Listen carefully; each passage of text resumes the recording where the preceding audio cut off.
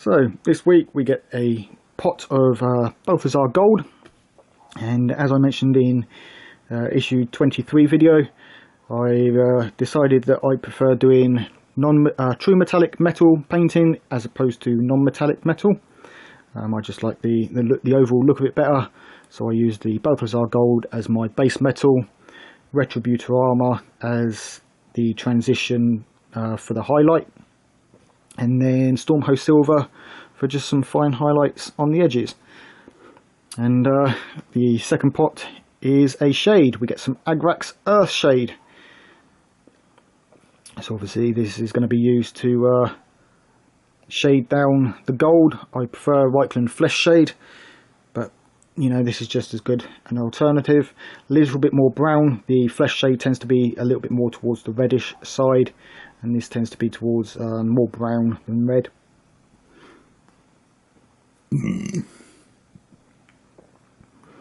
So yeah, there we go, some Agrax Earth Shade.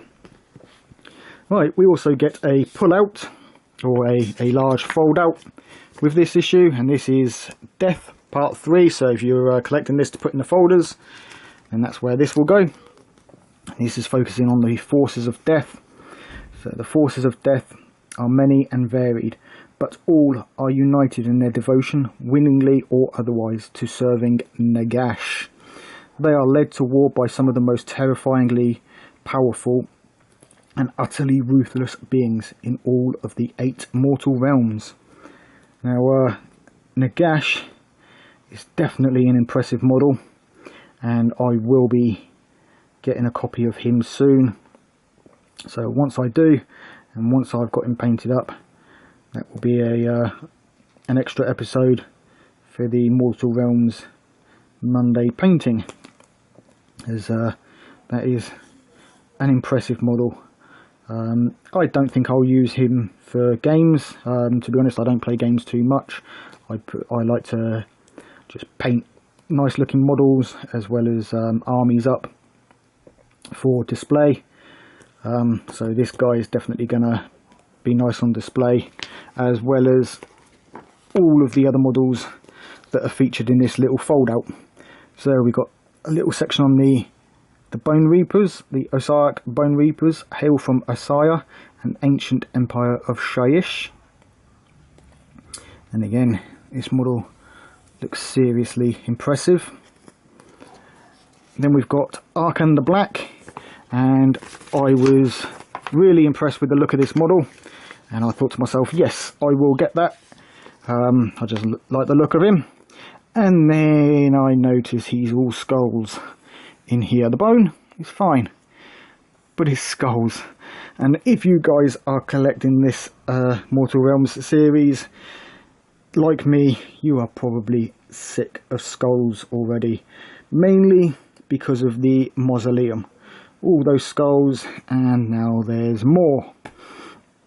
But luckily these skulls are painted in Narlock Oxide or something similar, so it shouldn't be too hard to just throw a bit of a wash over those and call them done. But that is a nice looking model. Well, they all are in here really. Then we've got Neferata.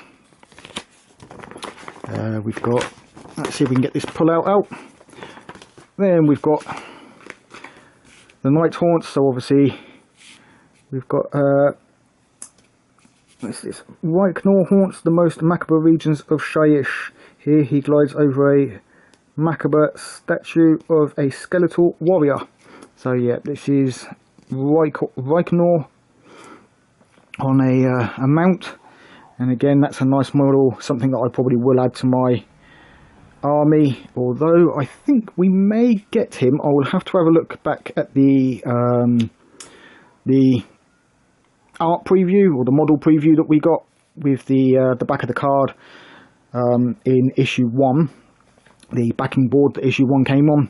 That did show the armies that we're getting. I'll have to see if we get him. I'm sure I've seen a winged model in the background somewhere. So if it's him, then obviously I won't be buying a new one. I'm just going to have to wait to get him. And then we've got the Flesh Eater Quartz, and this is an abhorrent Ghoul King on a Terrorgeist, basically a dragon. And again, I really like the look of these.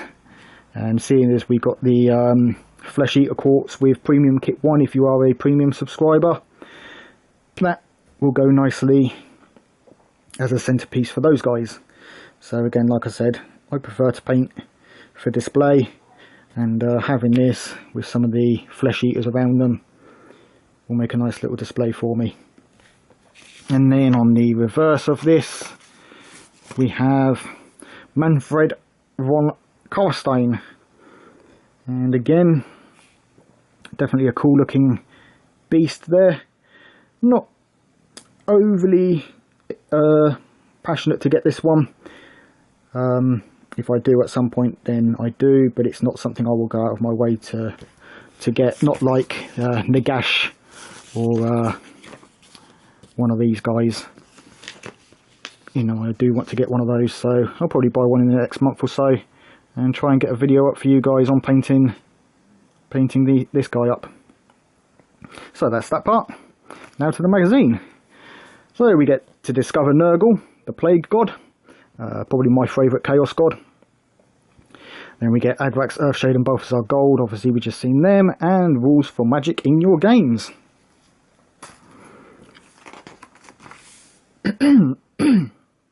So, you've received 2 new paints with this issue, Balthazar Gold and Agrax Earthshade. Balthazar Gold is a dark colour that is great for painting bronze or base coating gold details. Agrax Earthshade works well as a shade for those metal areas, but it can also be used on many other colours like brown and bone. You'll learn this firsthand as you use these new paints on your Sigmarite Mausoleum skulls, bringing some depth and eye-catching details to these miniatures. Once you are done, there is an exciting battle plan in which to use your new war scrolls and the full rules for wizards. Then we got a little bit on the A Thousand Storms Part 4 for the Stormcast Eternals. The forces of chaos have been forced back across the mortal realms, but are by no means defeated. Meanwhile, in the realm of death, Nagash's elaborate and malign plans begin to take form. So obviously some nice reading again here. Quite a bit of reading again here. Then we have the Realms, Magic in the Mortal Realms Part 2.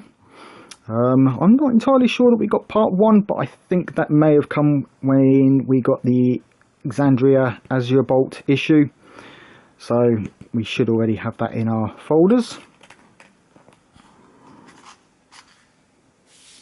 And obviously a little bit about magic here, so Jade Magic, Amethyst Magic, a little bit about the Necroquake.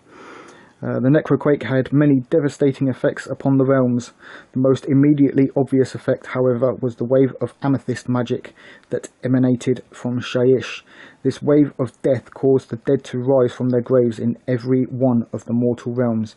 In addition, Shyish itself has been forever changed, with death magic drawn to the centre of the realm, creating the Shyish Nadir.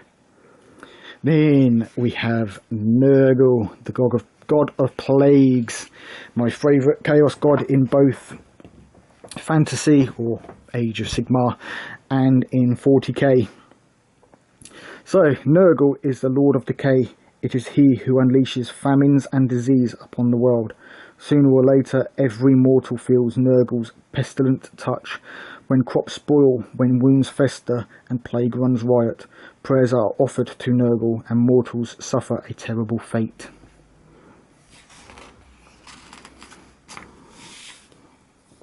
So we got the grandfather's gifts, and we've got some characters from the Nurgle armies, and then Purifying Flame. So this is another battles section. So obviously this is the story for a famous battle. Valentin Embrath stood atop the canvas-coated wagon, observing the scene before him. His caravan had passed into the shadow of a seemingly abandoned tower, its broken observatory decorated with leering skulls.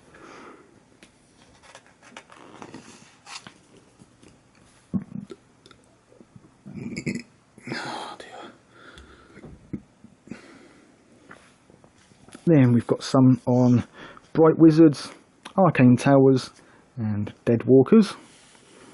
And then back to the Sigmarite Mausoleum and Skulls. Ugh, Skulls. So, painting guide on finishing up some more of the Mausoleum. Obviously I have done a painting video on various sections of these, focusing on the smaller building here, the statue and the gate.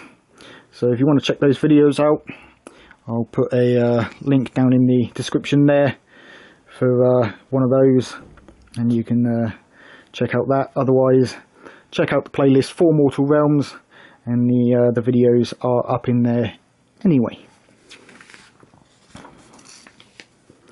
So obviously now going in with Balthazar Gold, painting in all the gold details, and then running some Agrax Earthshade over that to shade it down and give it a bit of depth. Then we have some rules for wizards. So now this is part of our core rules section, which as I mentioned in the previous issue, from issue about 18 onwards, we are now focusing on getting core rules sections, war scrolls and battle plans and things like that, rather than the very basic do this, do that kind of tutorial stuff that they had in the earlier issues. So this section explains how models with the wizard keyword act in the hero phase, including instruments for both casting and unbinding spells. Use this page together with the model's war scroll in order to cast and unbind spells. So a little bit on tutorial here for unbinding a mystic shield and units of wizards. Then we have the war scroll for the Knight Incantor. And obviously Incantor abilities. Then we have war scrolls for the Briar Queen and Thorns of the Briar Queen, along with their abilities and some ideas on how to use them. And then the battle, the skirmish at Hallowstone Hold. The ancient fort of Hallowstone Hold is in ruin, but it still stands tall in the hills of Kernothiel.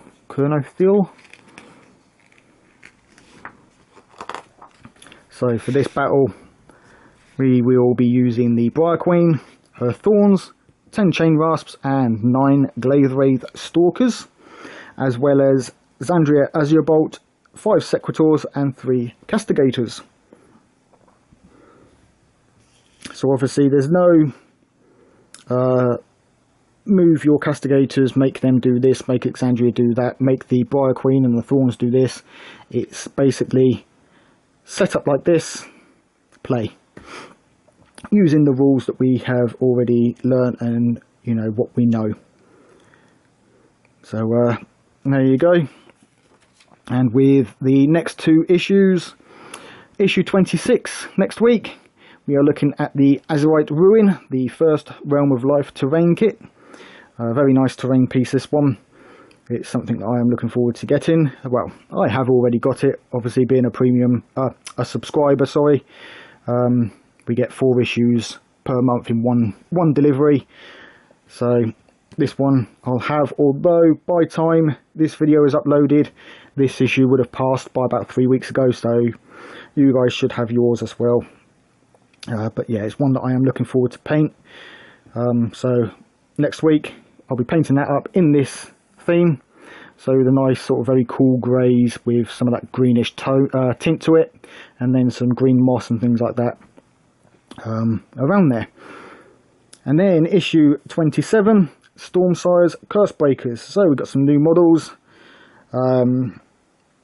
These will go, I think they go along with the guys that we got in a previous issue.